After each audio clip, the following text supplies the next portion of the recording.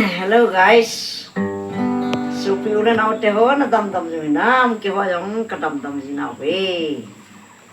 Dunia hi na không ki su tu than ai tai ka roi nu tong la ya tu phong ai tai ya chu. Ti hing le jin. Ka tau na sang hing pakai pathen te ho ai asa hing ke nom kan ko wal ki than ding hi in sa hi ai lu le sa hoi mo sa di lo ma yong le viewer son ni he thing wa đúng hắn là thằng tôm na này rồi ngày nó rõ này nó biết bị tiêu he tiếng đấy cái nhông đầm xe cha còn nó in son đầm xe cha mà cái nhông phát cha cái mũ tu thiệt chuyện về về đến bắt thì những cái nó tao nó chuyện đấy cái mũ tu sản hắn in cái nó tiệt in bắt thì nên phá nó phát phải còn về nó về đến bắt thì thằng vậy nào mình tiếng là tu niên đã bằng cái tao nó sản in để cái sản hắn để đừng sẽ đến ngày lúc nào đừng cái gì đâu Kan